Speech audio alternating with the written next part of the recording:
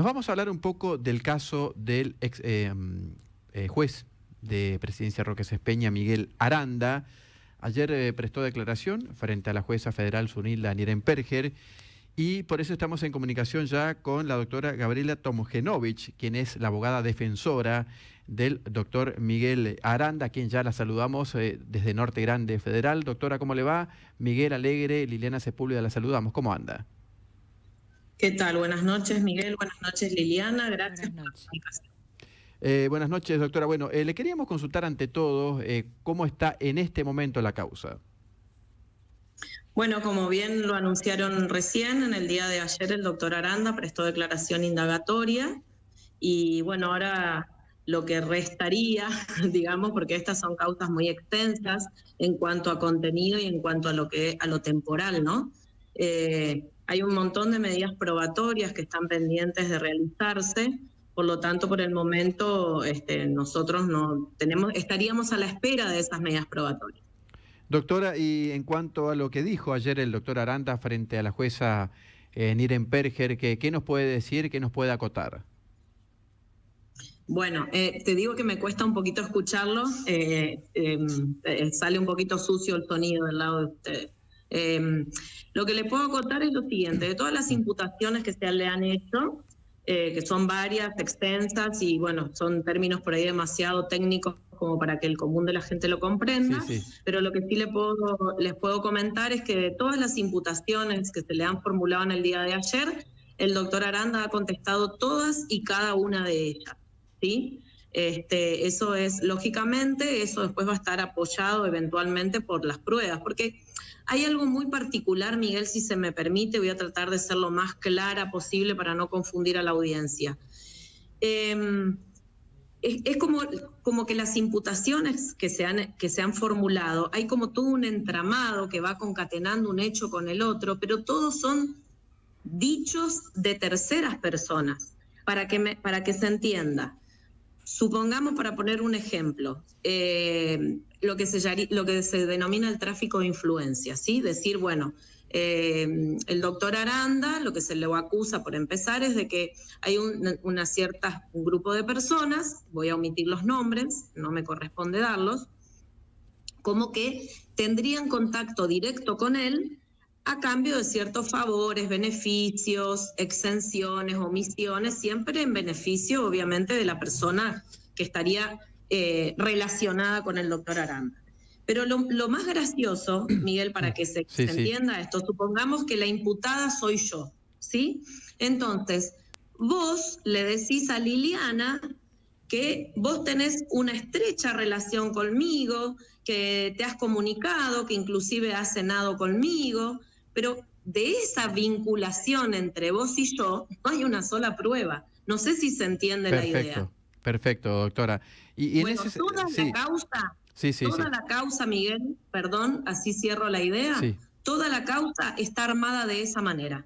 No hay un solo papel, no hay un solo mensaje, no hay una sola comunicación en donde el doctor Aranda haya quedado expuesto a haber participado de alguno de los hechos que se le involucran.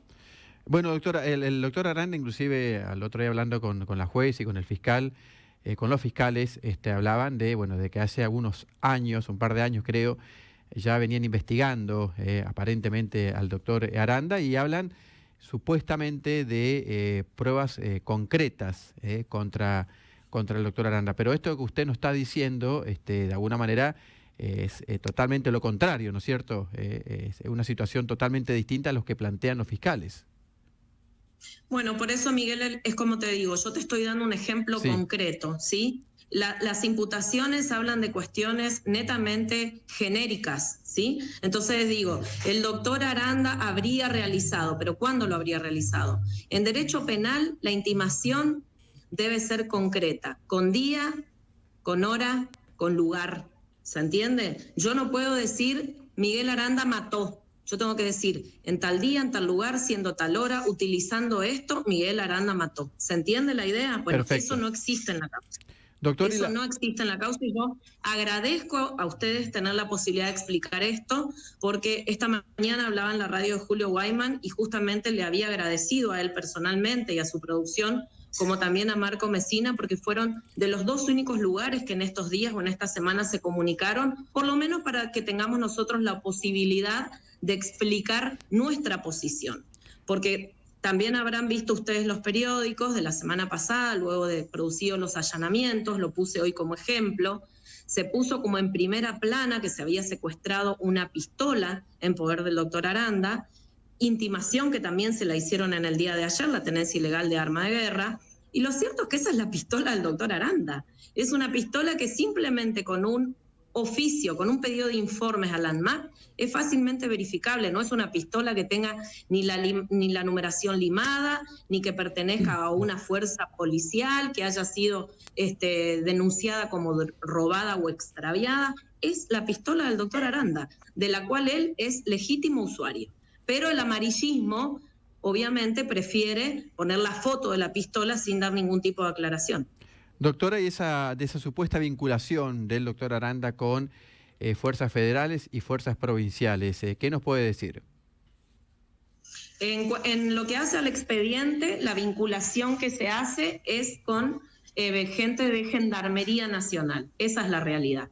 Entonces, por ejemplo, en una de las causas, reitero, no voy a dar nombres porque no me corresponde dar nombres, una persona que se encontraba privada de libertad, compartiendo celda con otra persona, vamos a decir A y B, ¿sí? Bueno, sí. Hay una persona A que compartía celda con una persona B. Esta persona B le mencionó, estando ambos detenidos, que él tenía vinculaciones directas con el jefe, a quien él denomina jefe, en este caso sería el doctor Aranda. Esta es la persona que mencionaba que que tenía contacto directo y que hasta había ido a cenar con él una vez. Bueno, este señor A obtiene su libertad a través de una medida se le había dictado un auto de procesamiento con prisión preventiva y se le da lo que ustedes conocerán, el beneficio de la prisión domiciliaria. Bueno, cuando él llega a su domicilio a cumplir la prisión domiciliaria, ya la verdad no te voy a decir el tiempo exacto porque no lo recuerdo, será al día siguiente o a los 2 días, no sé. Perdón, mientras lo estaban trasladando al señor A través de una comunicación telefónica, B le dice que le tenía que pagar porque él le había conseguido con el doctor Aranda la libertad o este beneficio de la prisión domiciliaria. Por supuesto que A le comenta y le dice, no, a mí quien me consiguió esto es mi abogado a quien yo le pago. Lo cierto es que cuando A llega a su domicilio, te repito, al día, a los 2 días, no recuerdo, cae una camioneta que después se pudo saber que el autorizado a manejar esa camioneta era B, pero en esa camioneta se movilizaban una persona a la que se la conoce por un alias, que sería personal de gendarmería, y una femenina de la que se desconoce nombre, que sería de las fuerzas de la policía de la provincia. Bueno, eso es un hecho. Eso es un hecho, por ejemplo, para que vos te des una idea. O sea, B dice que él es amigo y esa sería la vinculación que Aranda tendría. Por ejemplo, para poner un ejemplo, no te voy a dar cuenta de todas las imputaciones porque estaríamos más de 1 hora hablando por teléfono. Claro. Pero esto es una de las tantas imputaciones donde estaría vinculado a esta banda que obtendría beneficios de parte del doctor Aranda, cosa que, bueno, de ninguna... Aparte mira, Miguel, hay algo que es básico. Yo, inclusive, cuando hablaba con el doctor, que no tengo ningún prurito en decir, es un amigo personal, yo le decía, la verdad que si vos sos un jefe de una asociación ilícita y cometiste todos estos hechos, sos un tonto, le digo, porque sinceramente tendrías que estar, no sé, tendría que ser un millonario, porque de acuerdo a todas las cuestiones que se le imputan y demás, él tendría que ser millonario. Y el doctor Aranda vive en su casa, que es una herencia de los padres, que ni siquiera está terminado el sucesorio, tiene su camioneta, que es lo único que tiene, y ustedes habrán visto el dinero que se secuestró, que creo que llegaba al $1.000.000, que bueno, de acuerdo a lo que es el sueldo de un juez federal, se imaginarán que tener $1.000.000 para un juez federal no es la gran cosa, y aunque puede sonar mucho, pero esa es la realidad. Y después dólares que lamentablemente ustedes lo habrán conocido, al doctor Miguel Ángel Galicier, que era el suegro del doctor Aranda, y bueno, ese es dinero que de unos terrenos que oportunamente nosotros presentaremos las pruebas, que eran terrenos que en su momento el doctor Galicier le había dado, donado a sus hijas y que bueno, que lo vendieron y ese dinero, ese ahorro de $15.000, digamos, que tampoco es una fortuna, ¿no? Claro. Doctora, Bueno. doctora, en la declaración, de acuerdo a lo que se estipula en la declaración, el doctor Aranda también responsabilizó un poco de estas cuestiones a sus secretarios allí en el juzgado. ¿Esto es así? No.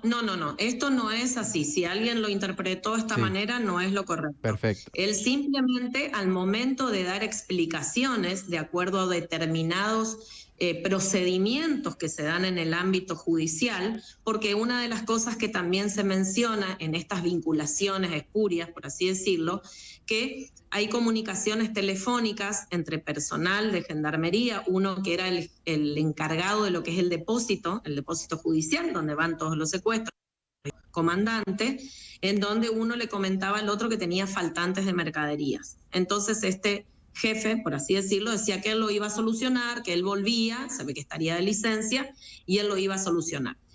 Esa comunicación sí existe, ¿sí? Esa comunicación sí existe porque esa comunicación sí no es de hace poco tiempo. Esos teléfonos sí ya habían sido peritados en su oportunidad y se pudieron obtener esas comunicaciones. Bueno, entonces se le imputa al doctor Aranda que este superior obtendría de parte del doctor Aranda la manda judicial que permitiría, digamos, justificar o tapar ese faltante de mercadería. Entonces, el doctor Aranda explicó cómo es el procedimiento y que en el que intervienen otras personas, entre ellos secretarios, porque hay funciones que son específicas. Entonces, una cosa es explicar el procedimiento que se lleva a cabo y otra que es el correcto y es el que se hizo. Sí. Y otra cosa es decir, existió esa documentación que fue fraguada y lo hizo mi secretario o mi secretaria. No es así, Miguel. Lo que se hizo fue explicar el procedimiento, reitero, en el que intervienen el secretario, secretaria y alguna otra persona integrante del staff, por así decirlo, del juzgado, porque son funciones específicas. Vos sabrás, Miguel, que yo durante varios años fui fiscal de narcotráfico y conozco inclusive lo que es el manejo interno de un juzgado o de una fiscalía.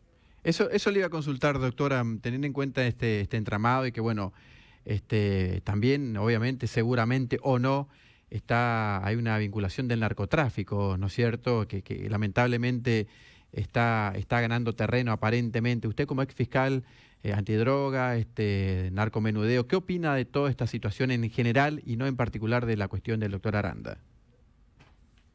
Sí, en lo particular del doctor Aranda no, porque inclusive también creo que se ha confundido un poco a la opinión pública. Ustedes saben que un tiempo anterior a que se dieran estos allanamientos existen otras causas judiciales en donde se han detenido funcionarios, inclusive un funcionario que respondía a lo que es el fuero de narcomenudeo, y otros policías sí federales y de gendarmería. Esa es otra causa que no tiene nada que ver con esta.